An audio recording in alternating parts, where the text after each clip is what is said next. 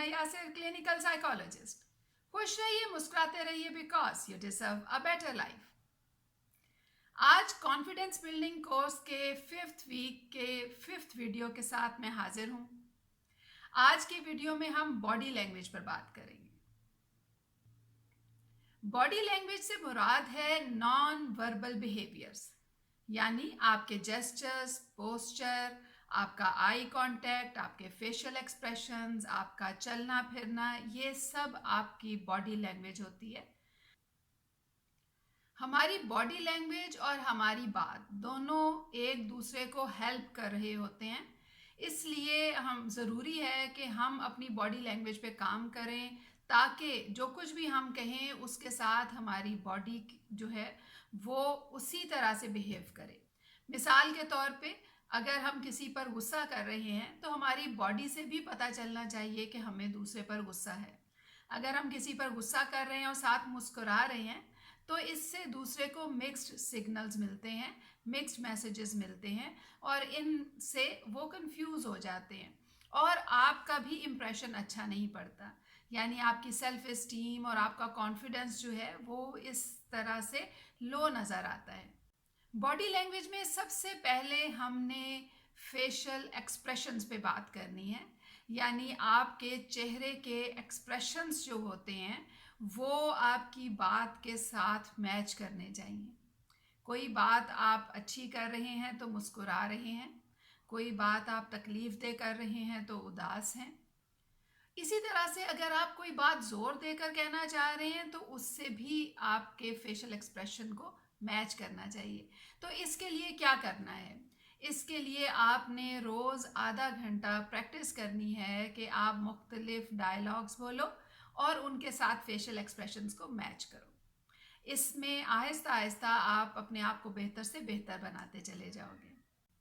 Body language के लिए eye contact भी बहुत अहम है, यानी कि आप दूसरे की आंखों में देखकर बात करें। अब इसका ये मतलब नहीं है कि आप घूरना शुरू हो जाएं, बल्कि इसका मतलब ये है कि आप जब दूसरे से बात कर रहे हैं तो मोस्ट ऑफ द टाइम आपकी नज़र उसके चेहरे पर है और उसकी आंखों में आप ज़्यादा टाइम देख रहे हैं। इसके अलावा आप इधर उधर भी देख सकते हैं, लेकिन अगर आप ज़्यादा टाइम इधर उधर देखेंगे तो आपका कॉन्फिडेंस का लेवल लो फील होगा, अपने आप को भी और दूसरे को भी।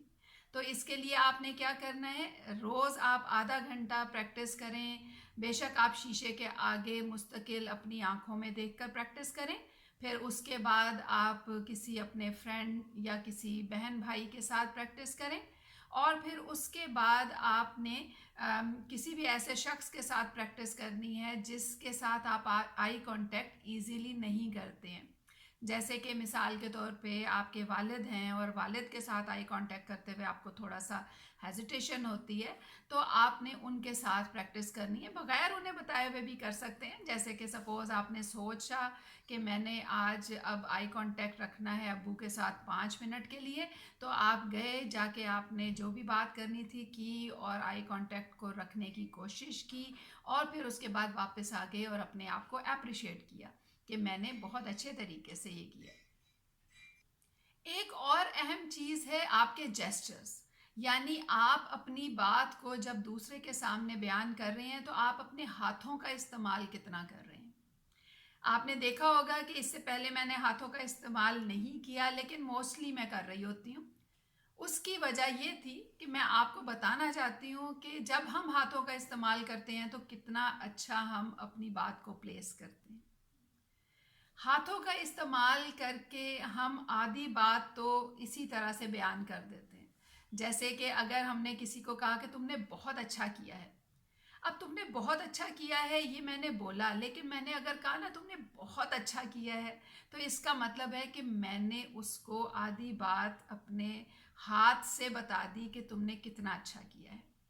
तो इस तरह से जब हम अपने हाथों का इस्तेमाल करते हैं तो कई दफ़ा हमें अपनी बात को करने के लिए ज़्यादा अल्फाज की ज़रूरत भी नहीं पड़ती और दूसरे को पता चल जाता है। एक और अहम चीज़ है आपका पोस्चर, आपका बैठने का पोस्चर, आपका चलने फिरने का पोस्चर, ये बहुत अहम होता है।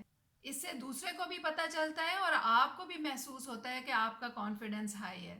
जैसे कि आप कंधे पीछे करके बैठे, यानी कंधे आपने बिल्कुल यूं ढलकाए हुए नहीं है। जब आपने बैठना है आपने कंधों को थोड़ा सा पीछे की तरफ रखना है। इससे आपका पोस्चर बहुत अच्छा लगता है और आप कॉन्फिडेंट नज़र आते हैं। इसी तरह से चलते हुए भी आपने कंधों को थोड़ा सा पीछे रखना है ताकि आप कॉन्फिडेंट नज़र आएं। इसी तरह अपने चलने के अंदाज को चेक करें। क्या आपका चलने का अंदाज ऐसा तो नहीं है कि आप एक तरफ को झुककर चलते हैं, या आपका चलने का अंदाज कुछ ऐसा हो जिसमें कि आप थोड़ा सा हाथ लटका के ढीले ढाले होकर चलते हैं। अगर ऐसा है तो रोज़ आधे घंटे की प्रैक्टिस शुरू कर दें, अपने आप को स्ट्रेट करके कंधे पीछे करके सीधा चलने की। इससे भी आप कॉन्फिडेंट नज़र आते हैं। रोज़ आधा घंटा इसकी प्रैक्टिस करने से आपकी बॉडी आदी होती चली जाती है और कुछ अरसे बाद आपको पता भी नहीं चलता और आप स्ट्रेट चल रहे होते हैं। एक और अहम चीज़ है आपका टच, यानी जब आपने हैंड शेक किया, दूसरे से हाथ मिलाया, तो आपने कितने मजबूत तरीके से हाथ मिलाया, या आपने किसी को हग किया, गले लगाया तो कितने अच्छे तरीके से लगाया। यानी या आपने जब हाथ मिलाया तो अगर ढीला ढाला मिलाया तो इसका मतलब है कि आप कॉन्फिडेंट नहीं हैं। लेकिन अगर आपने बहुत ही ज़ोर से मिला दिया तो आपने दूसरे को अनईजी कर लिया। एक अच्छे तरीके से जब आपने दूसरे से हाथ मिलाया तो आपका कॉन्फिडेंस जो है वो अच्छा आपको भी फील हुआ और दूसरे को भी।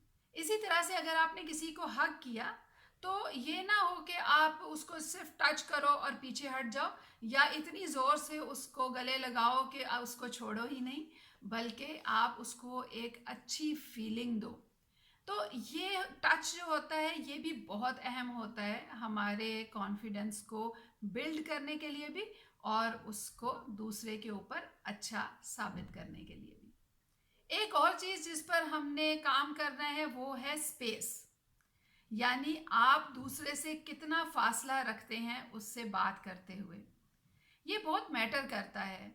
यानी अगर दूसरे का आपसे फासला एक आर्म लेंथ का है, आर्म लेंथ का मतलब है कि जब आपने हाथ अपना सीधा किया तो आपके हाथ की जहाँ पे ख़त्म होती है हथेली उस जगह तक, अगर उस जगह तक उसका फासला है तो आप बहुत अच्छे तरीके से कॉन्फिडेंट होकर बात कर सकते हैं।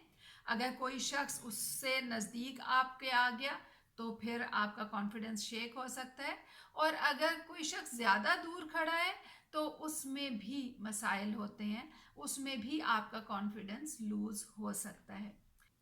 अब हम बात करते हैं आवाज़ पे, यानी आपकी आवाज़ कितनी ऊंची है या कितनी नीची है, या कितनी आप उसको ज़ोर से बोल रहे हो या उसको आराम से बोल रहे हो। यानी आपकी टोन, आपकी पिच, आपकी वॉइस का वॉल्यूम, हर चीज़ काउंट करती है। ये सब बताती हैं कि आप कितने कॉन्फिडेंट हो, अपने आप को भी बताती हैं और दूसरे को भी बताती हैं। यानी अगर आप कोई बात अच्छे तरीके से एक दरमियाने वॉल्यूम पे, ऐसे वॉल्यूम पे जिस पे कि दूसरा इजीली सुन सके, आप दूसरे के सामने बयान करते हो तो उसमें आप भी अच्छा फील करते हो और दूसरे को भी आप कॉन्फिडेंट नज़र आते हो। तो इस तरह से हमारा जो आवाज़ का वॉल्यूम है या उसकी टोन है या पिच है, ये सब बहुत इम्पॉर्टेंट होती हैं। इन पर भी आप रोज़ आधा घंटा प्रैक्टिस करके कुछ ही दिनों में अपने आप को बेहतर लेवल पे ला सकते हो। अगर किसी ने कोई बात कही और उसकी बॉडी लैंग्वेज डिफरेंट है तो हम उससे ये असेस कर सकते हैं कि दूसरा शख्स शायद झूठ बोल रहा है, उसकी बॉडी लैंग्वेज उसका साथ नहीं दे रही है। और कई दफ़ा तो ऐसा भी होता है कि आपने कोई बात नहीं की और आपका फेशियल एक्सप्रेशन जो है वही दूसरे तक अपनी बात पहुंचा देता है। जैसे कि अगर के वालिद को कोई बात बुरी लगी है और वो आपको घूर के देखेंगे तो आपको पता चल जाएगा कि वालिद नाराज़ हो रहे हैं। तो ये भी हमारे बॉडी लैंग्वेज के फ़वाइद में से एक फ़ायदा है। इसी तरह से अगर आप अपनी बात को ज़ोर देकर कह रहे हैं और बता रहे हैं कि देखें ये बहुत अहम है, इस पर आपको तवज्जो करनी चाहिए, तो दूसरा उस पर ज़रूर तवज्जो करेगा। तो 5th वीक में हमने बॉडी लैंग्वेज पर काम करना है, डेली आधा घंटा या पौना घंटा आप किसी एक चीज़ पर काम करोगे, आहिस्ता आहिस्ता वो बेहतर होने लगेगी, फिर दूसरी पर काम करोगे, फिर वो बेहतर होने लगेगी, फिर तीसरी पर करोगे, तो विद इन फ्यू वीक्स आप देखोगे कि आप अपने आप को बहुत बेहतर लेवल पे ले आओगे। इसके साथ ही मुझे इजाज़त दीजिए। अल्लाह हाफिज़।